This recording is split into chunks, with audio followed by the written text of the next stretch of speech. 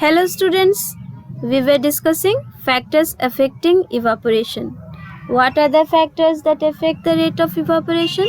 Surface area, temperature, humidity and speed of air.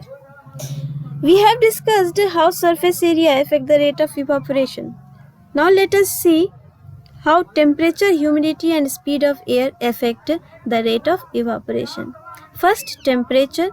To understand how temperature affects the rate of evaporation, we have to keep in mind the definition of evaporation. What is evaporation? Evaporation is the process in which a liquid changes to gas by absorbing the heat energy from the surroundings. Now suppose this is a glass tumbler and water is kept in this glass tumbler. These are water molecules and there is very low temperature. Low temperature means atmosphere will be cooled. Means there will be very less heat energy in the atmosphere. And that's why the molecules of this water will not be able to absorb the heat from the surroundings. Because in the surroundings the heat is very less. The atmosphere is cold.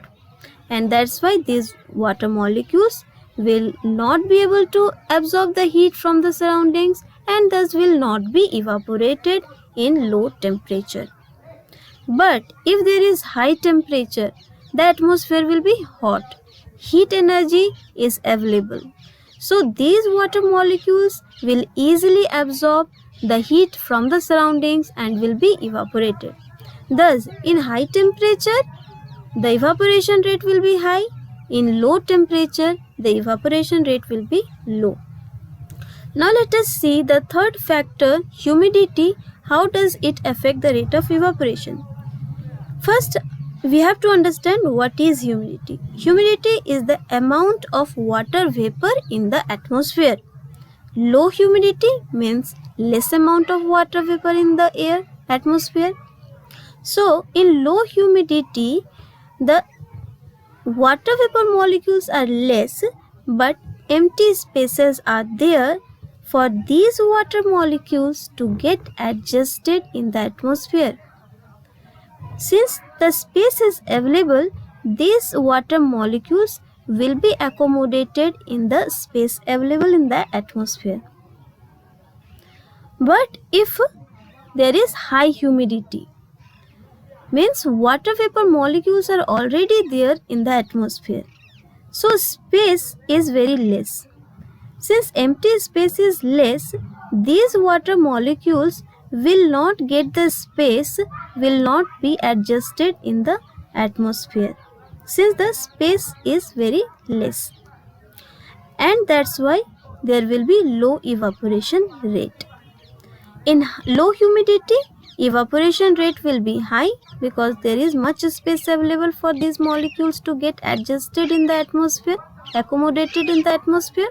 And in high humidity, since the space is very less, so these molecules will not get the space there and that's why evaporation rate is low. Now let us see how does the speed of air affect the rate of evaporation. In a calm day, when the speed of air is low, that time the water molecules which are in the air, already water vapor molecules are there, so the evaporation rate will be low since the water vapor molecules are there already. But in a windy day, the water vapor molecules are there but they are flown away by the wind, by the speed of the air. The water molecules will get away from this space and again water will be evaporated. Again this wind will take away the water vapor. Then again these molecules will get evaporated and the same process will continue again and again. And that's why the evaporation rate is fast in a windy day. Evaporation rate is high, evaporation is fast in a windy day, but in a calm day, the speed of air is low. That time slow evaporation will be there, low evaporation rate will be there.